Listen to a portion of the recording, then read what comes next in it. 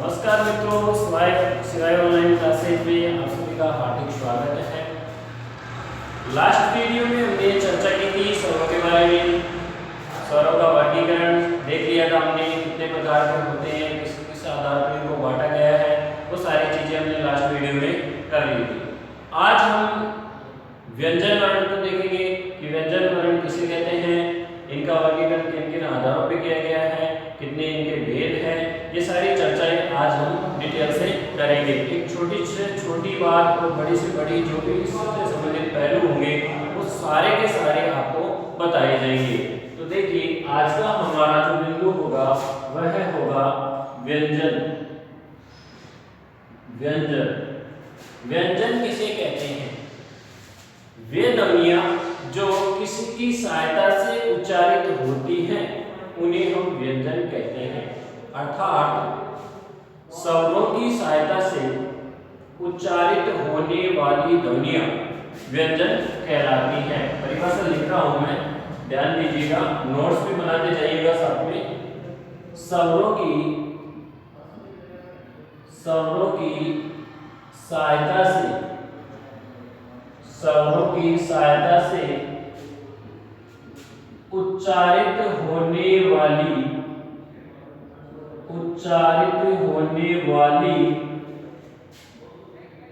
ध्वनियां व्यंजन वर्ण कहलाती हैं। व्यंजन वर्ण कहलाती हैं। वर्ण के हमने दो भेद देखे थे, एक स्वर वर्ण और एक व्यंजन वर्ण। स्वर वर्ण की हमने चर्चा कर ली है, आज हम चर्चा कर रहे हैं व्यंजन वर्ण की। तो इसकी परिभाषा है मित्रों, स्वरों की सहायता से उच्चारित होने वाली ध्वनियां व्यंजन वर्ण कहलाती हैं। यानी कि जैसे ये क है, अभी इसमें हमने स्वर को जोड़ा नहीं है, मतलब ये क जो है वो स्वर रहित है। जैसे इसमें स्वर जोड़ देंगे तो ये व्यंजन बन जाएगा, व्यंजन बन जाएगा।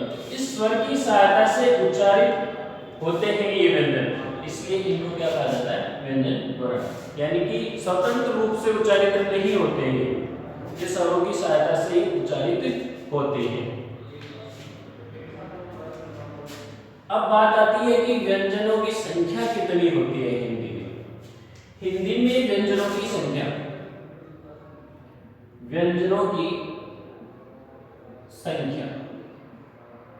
हिंदी में व्यंजनों की संख्या कुल 33 मानी गई। हिंदी में व्यंजनों की कुल संख्या 33 मानी गई है। अब व्यंजन कौन कौन से हैं 33, वो हम चर्चा करेंगे। सबसे पहला जो आधार है वह है स्पर्श व्यंजन। स्पर्श व्यंजन यानी कि इन 33 व्यंजनों को कुल 3 श्रेणियों में विभाजित किया गया है। इन 33 व्यंजनों को कुल 3 श्रेणियों में विभाजित किया गया, जिसमें पहली श्रेणी का नाम है स्पर्श व्यंजन। इसका दूसरा नाम है वर्गीय व्यंजन। इसको दूसरा नाम जो बोलते हैं वह है वर्गीय व्यंजन। स्पर्श व्यंजन या वर्गीय व्यंजनों की कुल संख्या 25 होती है। स्पर्श व्यंजनों की कुल संख्या 25 होती है। कौन कौन से? क वर्ग में कुल 5 वर्ण आते हैं। क वर्ग में कुल 5 वर्ण आते हैं। पहला क, ख, ग, ग, न, ये 5 हमारे वर्ण आते हैं क वर्ग में। अब यहाँ पर देखो एक बिंदी लगी हुई है, इस बिंदी का नाम होता है, इस बिंदु का क्या नाम है? इसको कहते हैं पंचमा अक्षर बिंदु। पंचमा अक्षर बिंदु। इस तरह की और बिंदु हैं जो वर्ण के आसपास लगती हैं, वो कौन कौन सी है देखेंगे एक बार। ये जो ऊपर जो लाइन होती है इसको शिरोरेखा कहते हैं, और जो ये इस तरह की लाइन होती है इसको खड़ी पाई के नाम से जानते हैं। एक बिंदु वर्ण के ऊपर लगती है, एक बिंदु वर्ण के इस साइड में लगती है, एक बिंदु वर्ण के नीचे लगती है और एक बिंदु वर्ण के इस साइड में लगती है। अब इन बिंदुओं का क्या क्या नाम है ये हम देखते हैं। जो ऊपर की ओर लगी हुई बिंदु है, इस बिंदु को अनुस्वार कहते हैं। इस बिंदु को अनुस्वार कहते हैं। और जो इधर लगी हुई बिंदु है, इसको, जो कि हमारे इस वर्ण में आया है और एकमात्र ये वर्ण है जो कै वर्ग का पांचवा वर्ण है, इसी में ये पंचमाक्षर बिंदु लगती है, इसके अलावा किसी पे भी नहीं लगती है। तो इसे हम कहेंगे पंचमा अक्षर बिंदु। पंचमा अक्षर बिंदु। और जो नीचे की ओर लगी हुई है, इसे हम कहते हैं ताड़न जात। ताड़न जात, या इसका दूसरा नाम है उत्क्षिप्त। उत्क्षिप्त, या इसको द्विगुणित भी कहते हैं। द्विगुणित चिन्ह भी कहते हैं या बिंदु कहते हैं। ताड़न जात, उत्क्षिप्त, द्विगुणित चिन्ह या बिंदु इनको कहा जाता है। जो नीचे की ओर लगी हुई बिंदु है उसको ये नाम दिया जाता है। अब हमारे पास जो नेक्स्ट बिंदु है वो है, इसको कहते हैं नुक्ता चिन्ह। इसे हम कहते हैं नुक्ता चिन्ह। देखो, अनुस्वार वाली जो आप हम ऐसे लिखते हैं, ये ए के ऊपर जो बिंदु लगी हुई है वह अनुस्वार में मानी जाती है। जो पांचवा वर्ण है कै वर्ग का, उसमें जो ये बिंदु लगी हुई है इसे हम पंचमाक्षर बिंदु कहते हैं। अब जो नीचे की बिंदु है वह लगती है इन दो वर्णों में, जो नीचे की ओर लगती है। सामान्य रूप से ये जो स्पर्श व्यंजन में आते हैं, यानी कि टै वर्ग में आते हैं ये वर्ण, तब इनके नीचे ये नुक्ता चिन्ह लगा हुआ नहीं होता। जब इनके नीचे नुक्ता चिन्ह लगा दिया जाता है तब इनका उच्चारण भी बदल जाता है। जब ये नुक्ता चिन्ह नहीं होता है तब इनका उच्चारण डे और डे होता है। डे और डे होता है। लेकिन जैसे ही इनके नीचे नुक्ता चिन्ह लगा दिया जाता है, इसके बाद में इनका जो उच्चारण है वह अड़े अड़े होगा, यानी कि ए की ध्वनि सातवीं ओर जुड़ जाती है। यानी कि जब इनका उच्चारण करते हैं तो जीभ ऊपर की ओर फोल्ड होती है, घूमती है, और फिर झटके से बाहर आती है। झटके से बाहर ध्वनि आती है, यानी कि उत्क्षिप्त का अर्थ होता है फेंका हुआ।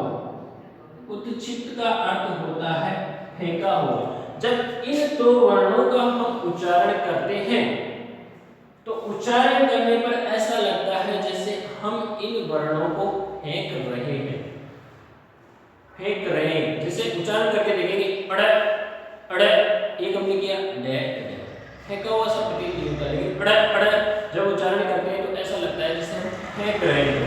इन वर्णों को फेंकी हुई स्थिति में प्रकट होते हैं, इसलिए इनको ताड़न जात, उत्क्षिप्त या द्विगुणित बिंदु या चिन्ह के नाम से जानते हैं। नुक्ता चिन्ह देखिए, अब नुक्ता चिन्ह कुल 5 वर्णों पे लगते हैं। कै, खे, गे, जे और फ, इनके नुक्ता चिन्ह लगते हैं। सब ये जो वर्ण है इनको अरबी या फारसी के माने जाते हैं। और सबसे पहले इन वर्णों के बारे में जिन्होंने बताया था उनका नाम है राजा शिव प्रसाद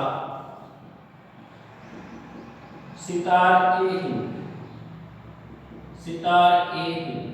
सितार-ए-हिंद इनकी उपाधि थी। इन्होंने सबसे पहले ये 5 वर्ण बताए थे कि इन 5 वर्णों पर नुक्ता चिन्ह का प्रयोग होता है, जो अरबी या फारसी के शब्द इनसे बनते हैं। ऐसा इन्होंने बताया रहा था शिव प्रसाद सितार-ए-हिंद ने। देखो, राजा शिव प्रसाद सितार-ए-हिंद ने ये 5 वर्ण बताए हैं, लेकिन एनसीईआरटी सिर्फ 3 ही बताती है। एनसीईआरटी के अकॉर्डिंग देखें तो वो कौन कौन से हैं? खे, जे और फ। खे, जे और फ को एनसीईआरटी ने मान्यता दी है कि ये 3 ही अरबी या फारसी के शब्द हैं जिनके नुक्ता चिन्ह का प्रयोग किया जाता है। ये थी हमारी समरी इनकी जानकारी। अब हम आगे देखते हैं। कै वर्ग हो गया हमारा, इसके बाद में च वर्ग आता है और च वर्ग के पांचों वर्ग इसमें आ जाएंगे। इसके बाद में ट वर्ग के पांचों वर्ग आ जाएंगे। ध्यान से देखिए, यहाँ पे मैंने इनके नीचे नुक्ता चिन्ह का प्रयोग नहीं किया क्योंकि ये मूल स्वर है, मूल व्यंजन है, मूल व्यंजन है, मूल व्यंजन है, इसलिए यहाँ पे हम इनका प्रयोग नहीं करेंगे। इसके बाद में आता है त वर्ग और त वर्ग के पांचों, और इसके बाद में आता है प वर्ग और प वर्ग के पांचों,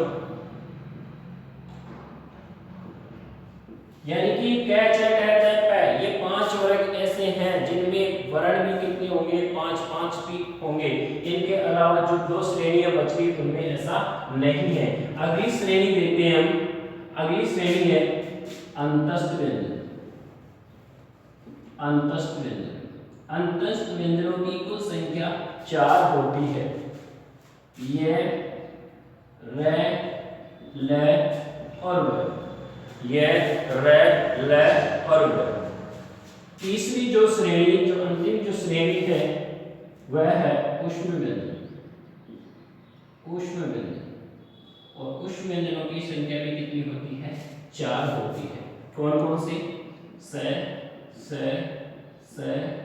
है। इनका उच्चारण स्थान अलग अलग होता है। इनका जब वर्गीकरण करेंगे हम उच्चारण स्थान के आधार पर, तब मैं आपको बताऊंगा कि ये स कैसे बोला जाएगा, ये स कैसे बोला जाएगा और ये स कैसे बोला जाएगा। यानी कि संपूर्ण जितने भी वर्ण हैं उनके मैं आपको उच्चारण स्थान के अकॉर्डिंग बताऊंगा कि कैसे इस तरह से इनका उच्चारण किया जाता है। ये हमारी 3 श्रेणियों में कुल 33 व्यंजनों को हमने विभाजित कर दिया है। पहला जो श्रेणी की होती है हमारी स्पर्श व्यंजन, जिसमें कुल 25 हमारे वर्ण आए थे, और दूसरी श्रेणी है हमारी अंतस्थ व्यंजन की, जिसमें कुल 4 हमारे क्या आए हैं, व्यंजन आए हैं। और तीसरी जो श्रेणी है वह हमारी है ऊष्म व्यंजन, यानी कि 4 होते हैं ये भी। तो 4 और 4 8 और 25 कुल 33 हो गए। अब आप सोच रहे होंगे कि हमने तो व्यंजनों में ये और देखे श त्र ये, इनको मूल व्यंजनों में शामिल नहीं किया जाता है। इनके साथ में एक श और जोड़ के इनको संयुक्त व्यंजन माना जाता है। आज की जो जानकारी है वो हमारी व्यंजनों की थी, और व्यंजनों को 3 श्रेणियों में बांटा गया है। हम थोड़ा थोड़ा करके और अपने पूरे सिलेबस को समायोजित कर लेंगे, और आपको ज़्यादा बोरियत भी महसूस नहीं होगी कि हम ज़्यादा पढ़ रहे हैं, या आराम से धीरे धीरे कर करके और अपना सिलेबस पूरा कर लेंगे। क्योंकि अभी हमारी रिसेंटली कोई एग्ज़ाम नहीं है, तो थोड़ा थोड़ा करके क्यों ना हम एंजॉय करते हुए अपने सिलेबस को पूरा करें। तो आशा करता हूँ कि आज की बताई हुई जानकारी आपको बहुत ही अच्छी पसंद आई होगी।